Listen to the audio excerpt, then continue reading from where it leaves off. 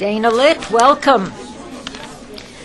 Dana Litt, PhD, is an assistant professor in the Department of Psychiatry at the university.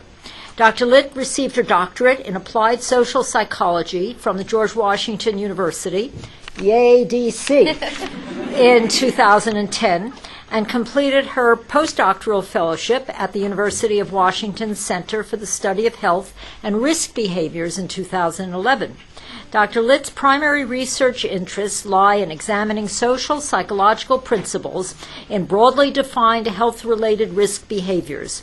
Her research addresses questions related to the utility of including socially based variables in prevention programming, particularly with respect to social images and social norms.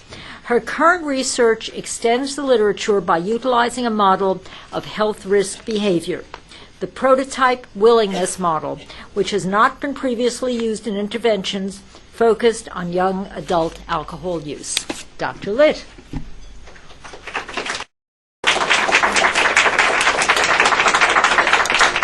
So first of all, thank you very much for coming, especially on the Friday of a 3-day weekend at noon. So I definitely appreciate it. I'm just going to start out by giving you a brief overview of what I'm going to be talking about today. So first, I'm going to do a very brief, literally one slide introduction on alcohol use in young adults.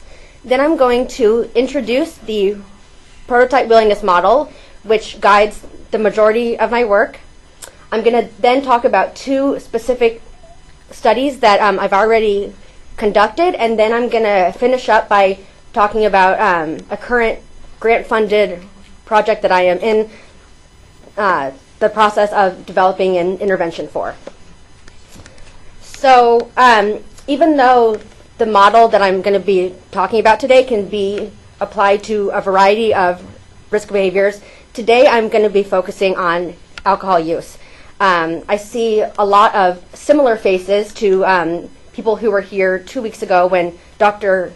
Kilmer spoke, and he did a wonderful job explaining kind of the prevalence and the issue related to alcohol use in young adults, especially on college campuses. So I'm not going to go into too much detail other than saying because the rates are so high and there are such strong negative consequences associated with it, such as doing poorly in school, getting sick, even death, public health initiatives such as Healthy People 2020 and so on have called for prevention programming to try to reduce the impact of young adult alcohol use. And so where I come from is the idea that before we go ahead and we start throwing out intervention and prevention programming, we really need to understand the theory that underlies why these individuals are deciding to engage in health risk behavior. So generally, if we look at the models of health risk, they tend to assume that adolescents and young adults' decisions to engage in a variety of health risk behaviors are reasoned. So we can simply look at the title of the theory of reasoned action, theory of planned behavior. It very clearly states, just from the title, that there is something logical, rational, and intentional about this. And these models are fantastic. They are very good at predicting certain things, and they've done a very good job. They're very good at predicting protective behavior, so using a condom, going to get a flu shot, and so on. But they seem to fall short when we're looking at both younger individuals as well as risk behavior. So the question that came out of the research examining this and several meta-analyses was why is it that intentions aren't as good at predicting certain behaviors as we would like them to be. So if you think about risk behavior, and I'm going to assume that no one in this room has ever done anything risky, so this is all like hypothetical.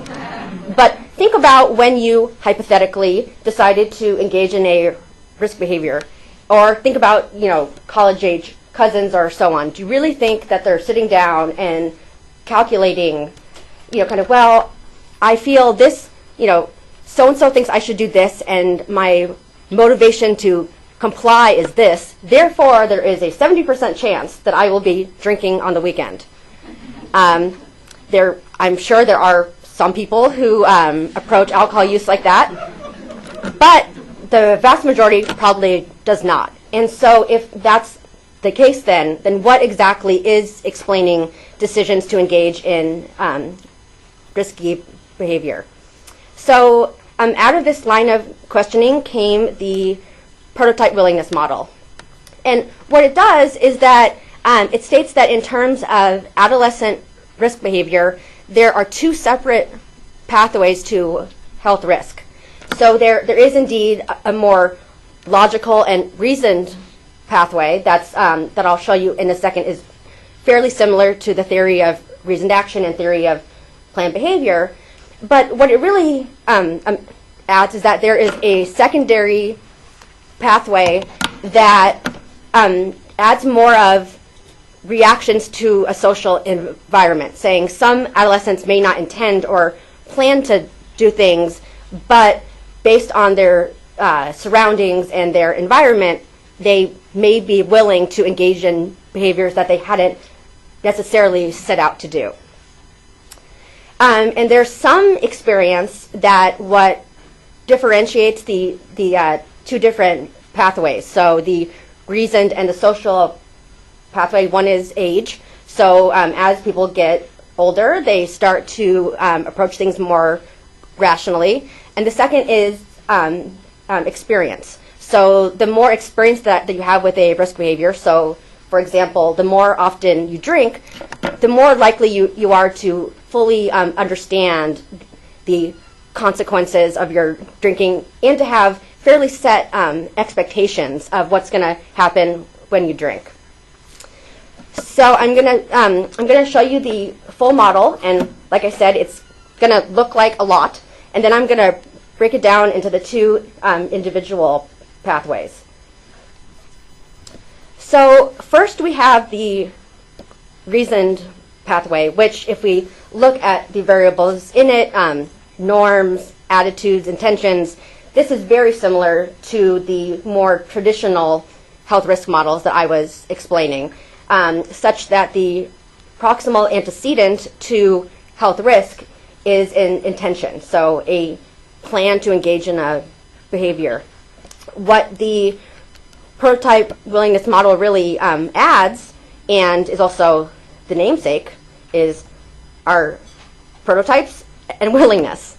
And so what these two variables represent is a less rational, less reasoned approach, such that how individuals feel about the typical person who engages in a risk behavior, so basically a prototype or a heuristic about the type of person who drinks is, however favorably they feel towards that image, that is a deciding factor in what they ultimately want to do.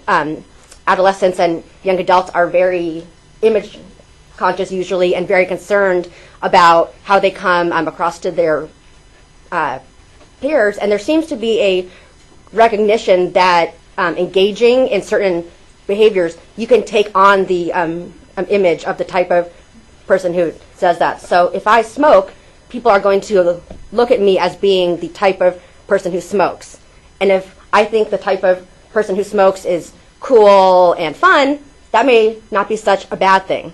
But if I think they're irresponsible, then I may not want to engage in that behavior because I don't want to be seen as someone irresponsible. And then willingness, in contrast to intention, is this idea that there are individuals who do not plan to do things, they don't set out, but should they find themselves in a risk-conducive environment, they have a general openness to risk. And so rather than them saying, well, I am absolutely going out to drink this weekend, it could be more of, well, if I were out with my friends and we ended up at a party and I was having fun, yeah, I might be willing to have a few drinks. And that this general openness has been seen to be fairly predictive of risk behavior, especially in younger adolescents and young adults.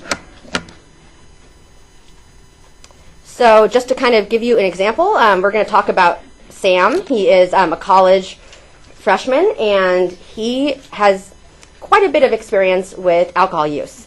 He drank a lot in high school, and his friends also drink a lot. And so in turn, he believes that they feel positively about him drinking, so injunctive norms. So he thinks that his peers approve of his behavior. He also has a fairly clear set of attitudes and expectations. He's been drinking a lot before. It's fun. He always has a good time afterwards. And so these two things combined of, I like to do it and my friends like me to do it, when it comes to planning for the weekend, he's very likely to say, okay guys, what are we going to do? Let's go out and drink. And based on his past experience, he knows basically what to expect, and there is a very strong relationship between these intentions and what people actually do. So on the flip side, let's talk about Susie. And she is also a college freshman, but really didn't do a lot of partying in high school. She was a good student, stayed home a lot, comes to a large Pacific Northwestern university without a name, and starts to look around and say, I think everyone else is drinking. I'm the only one who's not drinking. So these are her descriptive norms, which are perceptions of what she thinks other people are actually doing. So she thinks she's the only one who's not drinking. Everyone else is. And as such, she also then has other cognitions that come along with it. So in terms of vulnerability, this is one's perceived vulnerability to risk. So if I think everyone else is doing it, it's probably not that dangerous. Why would everyone be doing something that's really bad for you? So she's likely to think that there's little risk involved, that everyone else is doing it. And then finally, if you think everyone else is doing it and they're all having fun, Susie is likely then to also feel favorably about people who drink. And so in turn, this idea that everyone's doing it, they're cool, and it's fairly safe, when it comes time for the weekend, she may be up for whatever comes her way, and should she find herself in at a fraternity sorority party, let's say, she's going to be more willing and open to risk than someone who thinks that people who drink are irresponsible, or that the majority of her peers are not drinking. So these two pathways have been, examined mainly with adolescents, so 13 to about 17, and some of the work that I'm going to be talking about today is going to focus more on applying it to young adult alcohol use. So if we think back to the original model that I showed you that had both of the pathways in it, you'll remember that intentions and willingness were the two antecedents to risk behavior. And I very briefly mentioned that that with experience and age, decision making tends to shift from being more reasoned to more from more social and reactive to more reasoned.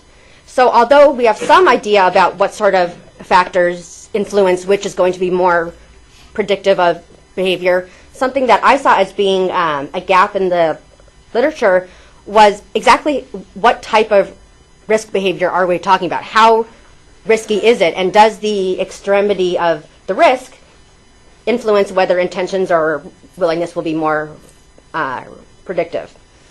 So if you think about it, by definition, people should have less experience with extreme risk behaviors and should have more experience with less extreme behavior. So people are going to have more experience going out on the weekend and having a few drinks than they will going out and getting so drunk that they don't remember the next day.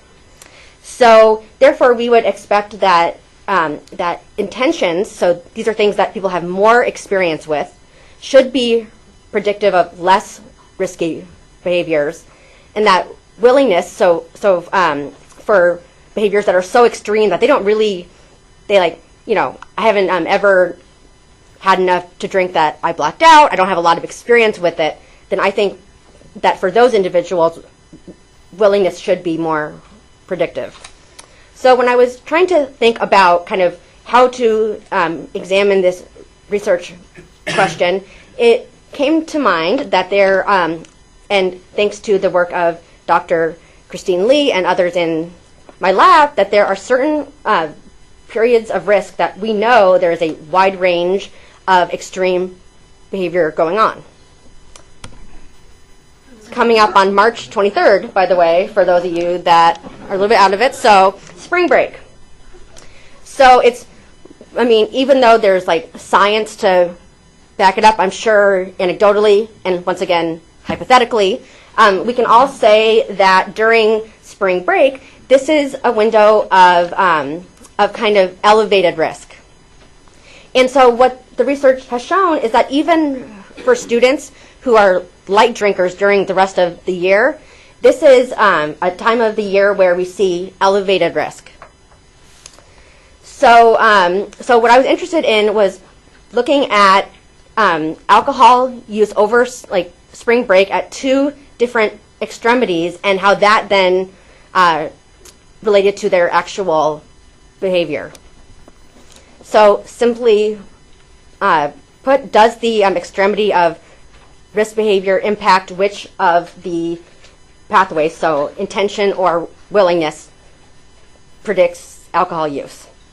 And I was looking at two behaviors. So I was looking at a less extreme behavior, and let me say, I'm saying less extreme because I'm not saying that it's like safe to go out and drink. These are all risk behaviors, but clearly there's a continuum. So the less risky is just getting drunk over spring break, and the more extreme risk is drinking enough to black out or pass out.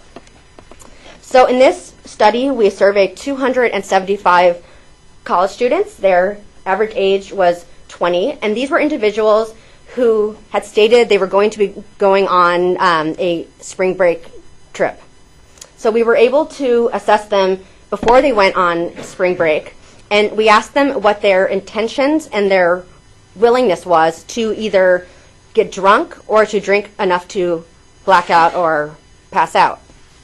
Then they went and did their 7 days of debauchery or vacation, whatever we want to call it, and we somehow got them to fill out the surveys after they came back. And what we were interested in was how many days of that 7 day, of that week-long period did you engage in either drinking to get drunk or blacking out. And so then what I did is I was interested in the association from the pre-spring break intentions and willingness, and then the reports, which are self-reports of what they did over spring break.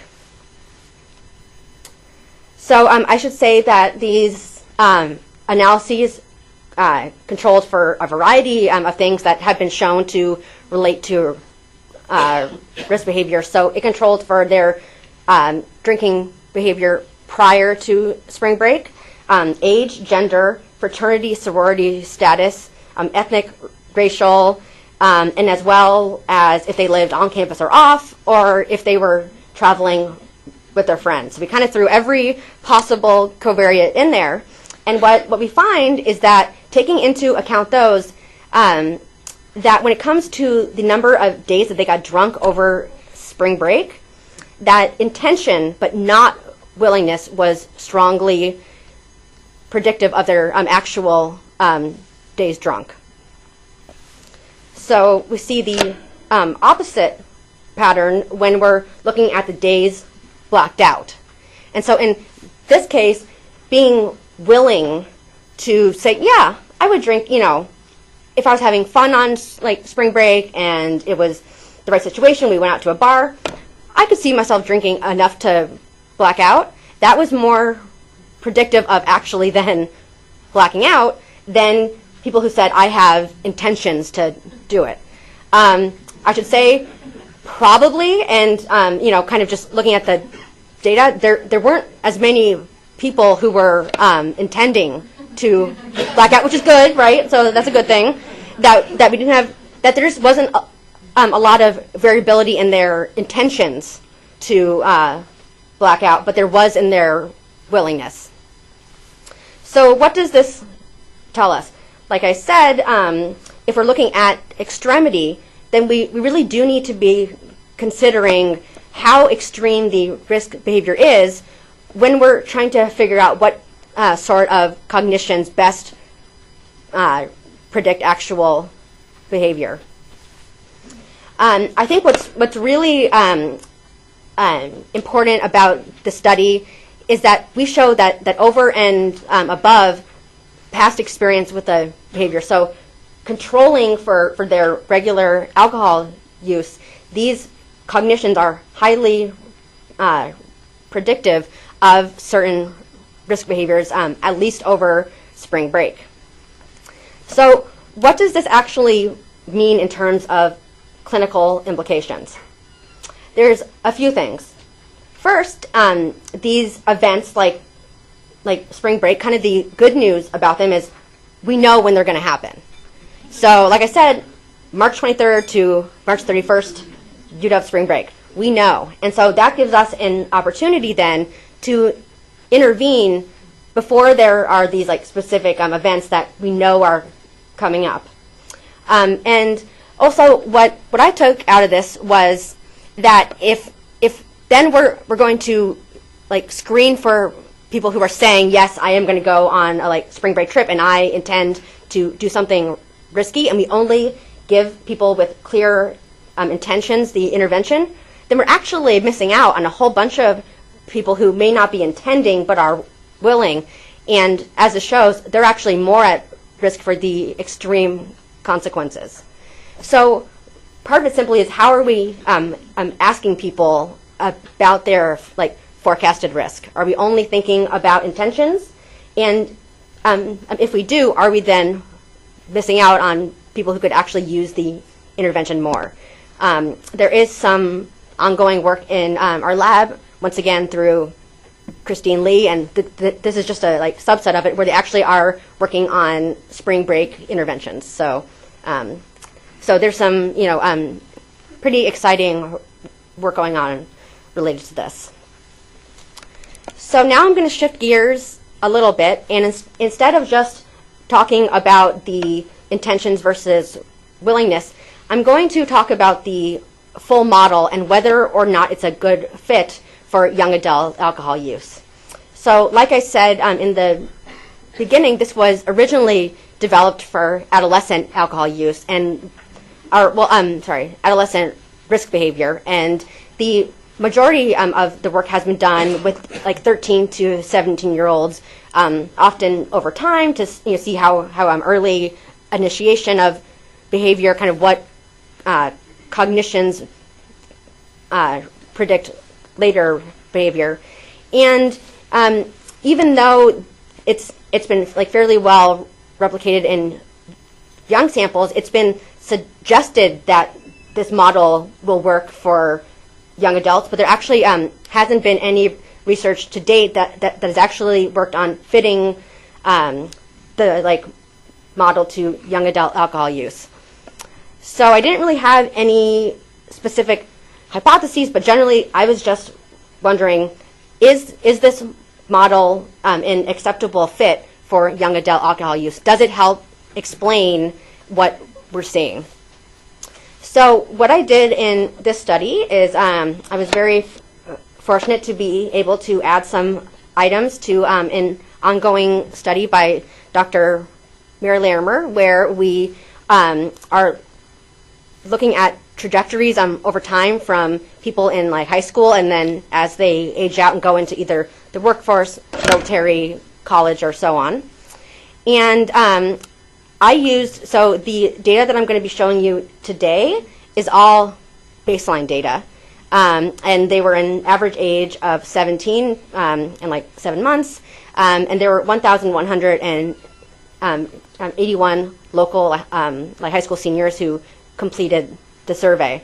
There are currently ongoing data collection efforts that many people in this room have devoted their lives to. And so I thank them, because what I'm going to be showing you today is only baseline, but I am eventually going to be testing it using 3 separate waves of data, each 6 months apart. So even though this doesn't give us the like full picture, it certainly kind of helps us understand what we think is going to happen once we have the full data set. So what I did was I measured all of the key variables within the prototype willingness model that I showed you at the beginning. And then I used structural equation modeling to see what the fit was. As you can see from the 3 indicators at the bottom, the data was actually in a good fit, with the first indicator being acceptable fit and the last 2 being indicators of a good fit. And so overall, if we just kind of look at the whole model, we see, okay, so adolescent alcohol use can be adequately explained by this model. If you look more specifically at the individual pathways, what's important to note is that all of the pathways were significant and in the direction we would expect. So I'm optimistic that even just using one wave of data, that I was able to essentially replicate what research has shown with adolescents, but with a slightly older sample. So what I'm going to be doing next, like I said, there's ongoing data collection. And I'll be able to then include past behavior, which is a very important predictor of future behavior. And then at time 2, I can do all of the cognitions. And at time 3, then I can do their behavior. So I can see over time, how does this model work? So like I said, I'm excited that this works. And from there, what I thought was, okay, so it seems to be a good explanation of young adult alcohol use. How can we then use what we know about these 2 separate pathways to actually design an intervention? So the work that I'm going to be talking about now, and I'm going to tell you a little bit about the grant mechanism, because it's a fairly new one, but I'm currently being funded by a K99 R00 award. I'm not sure if people are familiar with that. They call it the kangaroo. And the idea is that the first 2 years of the K are mentored, and that you are getting additional training, and then the last 3 are portable. So the kangaroo, it hops from place to place, in case you didn't get that earlier. And so the idea is that at the end of the 2 years, I basically come out of it with an R01 type grant that is ready to go to whatever institution that I'm ultimately hired at. So, and I'm happy to talk to people afterwards about the specific mechanism. It's fairly new, and right after they put it out there, then they cut the page limits, and there's all sorts of things going on. But like I said, happy to answer any questions. And so what I'm going to be showing you today is work that is currently being developed, and it's the intervention that I am ultimately going to be implementing during the last 3 years of the K99 R00. So what I was really interested in, like I said, is are interventions that are based on this model, are they predictive of behavior change over time in terms of young adult alcohol use?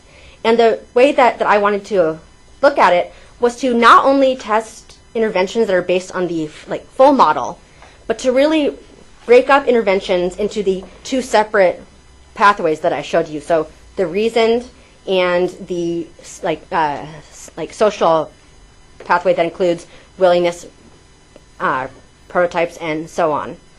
And then also, so there's going to be, I'll show you in a second what the 4 conditions were, but I'm really I'm interested in understanding what are the active components of this model that will actually lead to change when applied to an intervention. Secondly, I wanted to see if people's experience with a drinking behavior impacts which one of the intervention types will be effective.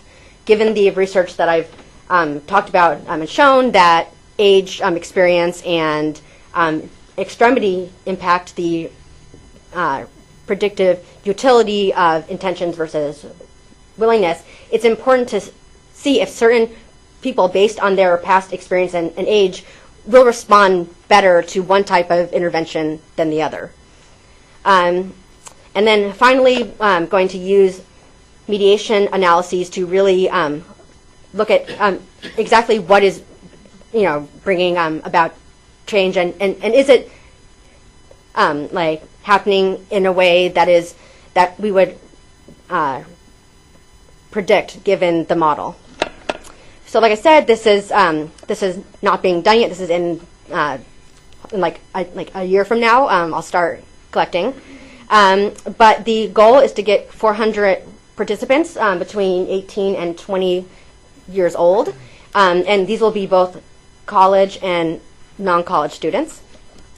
And they will do a baseline survey, give us their answers to their thoughts about alcohol use, prototypes, willingness, and so forth. And then they'll do an intervention that I'll show you some examples of in a second. And then we'll follow them up at 3, 6, and 12 months. Individuals will be stratified by gender as well as their drinking status, so either light or heavy, into 4 different conditions. So the first condition will be people who are in the reasoned condition. And so if you think back to the model, they are going to receive intervention components that target attitudes, injunctive norms, intentions. People in the social pathway will receive intervention materials that target descriptive norms, prototypes, willingness, and so forth.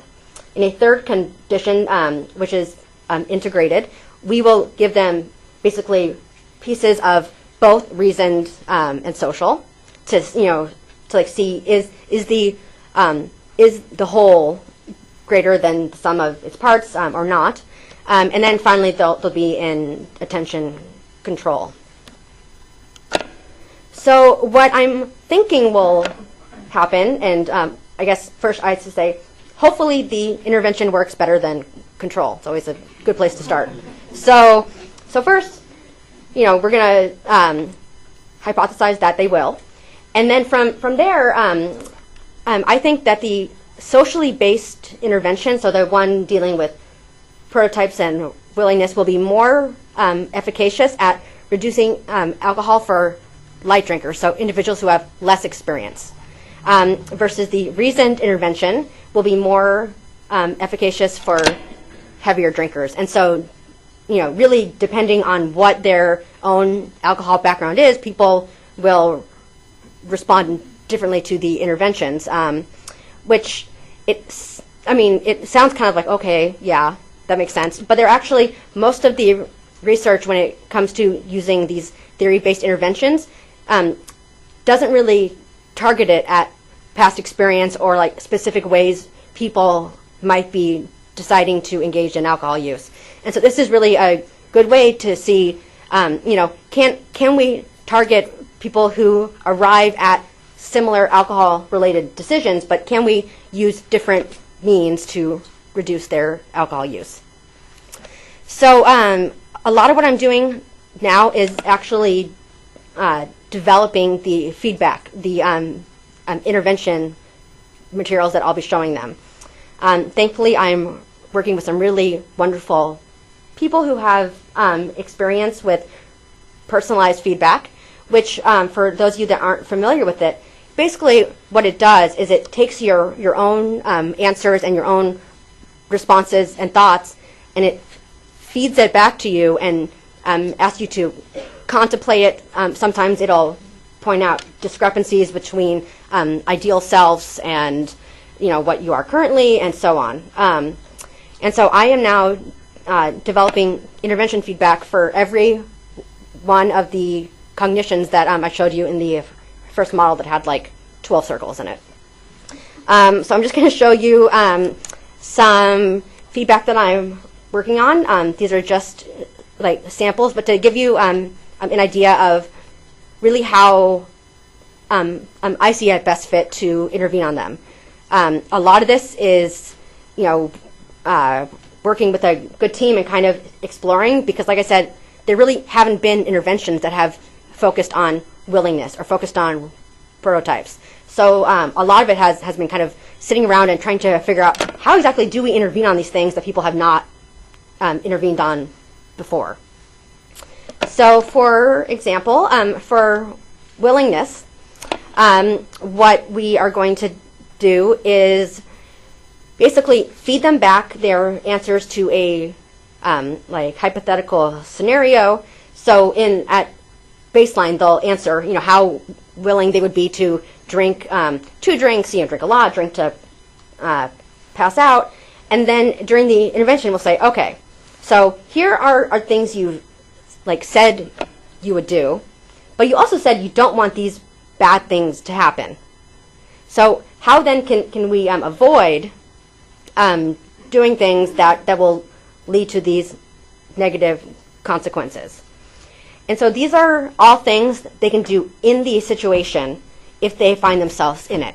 So we're not asking them to plan ahead of time, because if they don't have intentions, asking them to plan ahead of time seems kind of silly. They're going to go, well, I don't need to get a driver because I'm not going to go out drinking.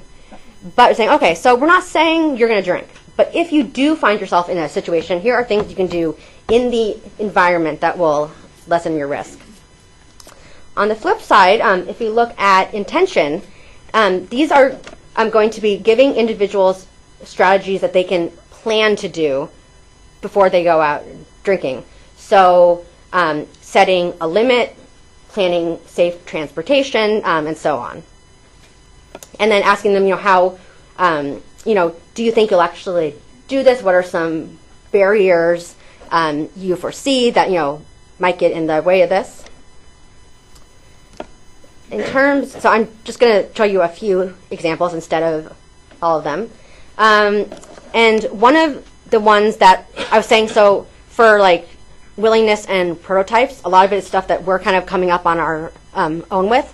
I'm very fortunate that there is a strong literature that has shown that there is a positive impact of highlighting normative discrepancies on reducing alcohol use. And so so what I'm going to do is take already efficacious personalized normative feedback and interventions and use it as one of the components. So for example, in this one, we'll be highlighting to individuals how many days they drink versus how many days they think other people drink. And then say, but actually, guess what? They don't drink that much and you drink more than they do. So it's the idea of really trying to get them to understand how their behavior works in relation to that of their peers. Attitudes, and this is kind of a fun little, I guess macro that we've figured out. But we'll actually take their information that they gave us on their last drinking occasion. How many drinks did you have and over what time? and we're going to calculate their BAC for them for that drinking event. And the hope is by showing them, look, it only took you 4 hours to get drunk, but it's going to take you 12 for your BAC, to drop down to 0. So if you go driving the next morning, you might still be legally drunk. The hope is to increase their attitudes to drinking at a lesser level, to not exceeding high BACs. And then finally, so in terms of prototypes, this is where we're really going to be focusing on having individuals explore discrepancies between who they see themselves as and the prototypical person who engages in a risk behavior. So you see yourself as being caring, responsible, loyal, and smart, but you think people who go out and pass out every weekend are careless, risky, and so on, and then kind of guiding them through ways in which they can avoid becoming similar to this prototype, which is maybe you shouldn't drink that much if you don't want to be seen as someone who drinks a lot. And it's really using a lot of motivational interviewing and talking them through their own behavior and having them come up with alternatives.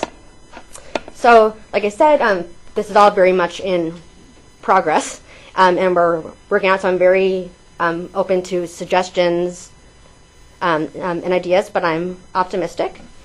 And just want to give some acknowledgements to that half of the room and a few people over here. And I'm very grateful to be working in a center that is very collaborative and very helpful. They've been fantastic, and could not have done the research without NIAAA's continued generosity towards our lab. So thank you very much.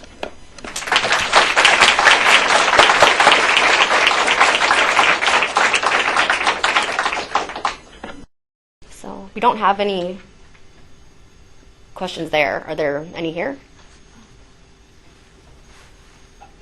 Sometimes I didn't get to ask at your lecture, but the data about what the typical person drinks at your age and gender,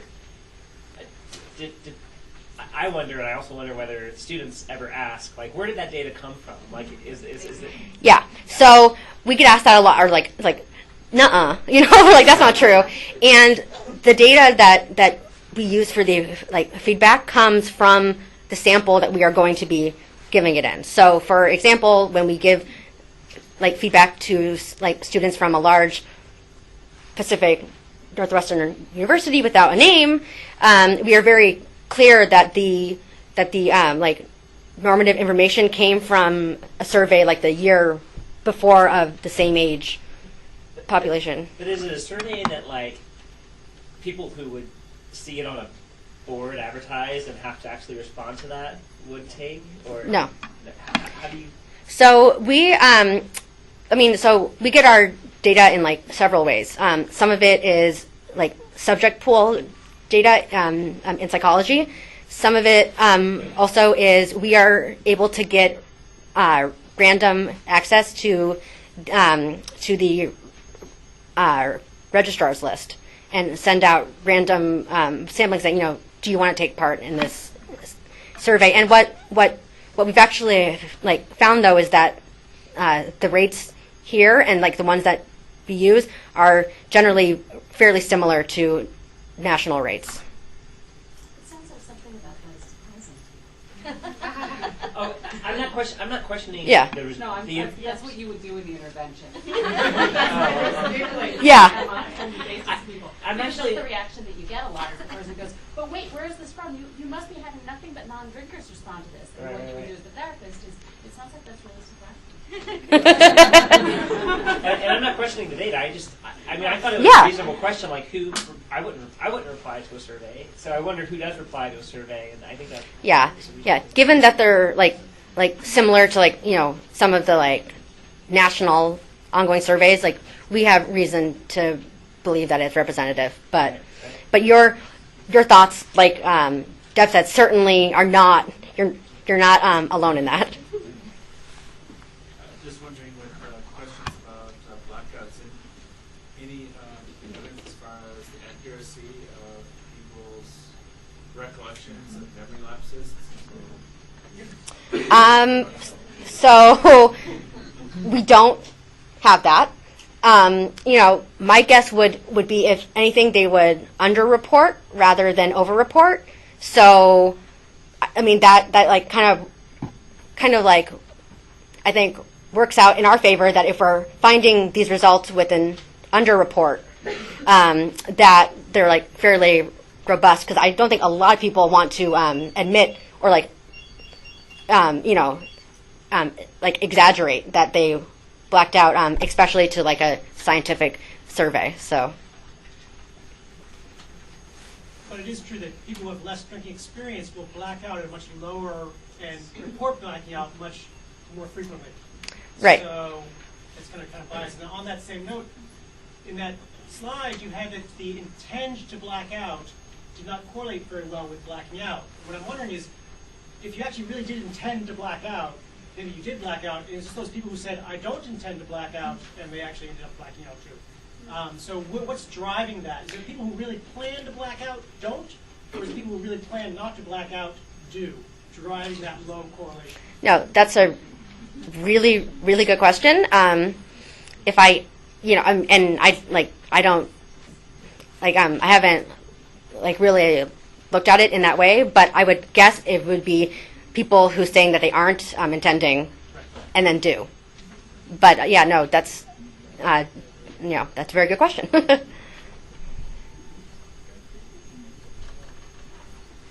Oh. The people who say that they're intending to black out, they strike to me as a very strange group of people. I mean, who actually motivated to black out, and that group, is it associated, their measured alcohol use, or their self-reported alcohol use, is greater than the other group? So, I mean, it like may seem to some of us that it's odd that there are people who would say, I want to black out. But honestly, if you just go around campus and you just kind of open up an ear, there are many people who it's like a competition. They do power hours. They, want to out drink each other, and they almost see it as as a rite of passage of like you haven't, you really haven't lived your college life unless you've, done X, Y, Z.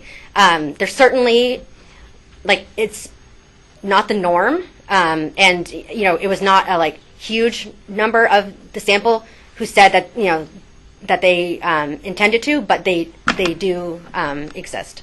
No, I can understand. I mean, the vernacular back in my time was getting wasted, and I think that's what students mean when they translate that into blackout. Well, yeah, or I mean, there's yeah, I don't want to remember tonight, or I mean, there's all sorts of different ways of I want to drink till I forget everything, or things like that. Like I said, thankfully it's it's not the norm, but I mean, like I said, just go in line at I don't know, Chipotle on the Ave, and you'll be shocked at some of the things that you overhear, especially when you look relatively young and they don't realize that you might not actually be one of them. Is any component of this sort of factor in the living situation of the student off campus versus dorm versus frat? So the spring, spring break study did. So that factored into account, and we will be assessing where they live, kind of, who their friends are, what their behavior is. So we can certainly look at if that has an influence, but we aren't really using that, I guess, as of yet in the actual feedback. Do you have thoughts about, why? Oh, I think people at frats get more wasted. I mean, the power hour and all that stuff. I mean, I went to UW, so I mean, my experience was that. So. Well, yeah, and so what that, kind of where I think that could come into play is that, like, when we like ask about their norms may be higher. They might actually be accurate, but they might be like higher than someone who lives at home with their family. Either way, we can still point out a discrepancy. Well, and I think there is some selection. I mean, people select to go into a fraternity and sort of know what they're getting into. So. Yeah. Do you have any ideas about what aspects of your feedback are most likely to change willingness? Like, you gave some examples, Yeah. but what you might be shooting for, or what would be do you have some theories out there about what's going to be most change oriented? Yeah, I mean, so there aren't really any theories that would like directly say it, but I would guess just kind of based on what we know about the descriptive normative feedback, that is very like frequently a mediator of change in other interventions we've done. And so I would expect that will also have a very significant role. And if we think about college students who are not really that different from adolescents, once again, they are very focused on what their peers, like friends and so forth, are doing. I'm hoping that they'll all work out, but that's why we're going to be doing the follow-up mediation to really try to figure out which ones are like really accounting for the change. Well, thank you very much.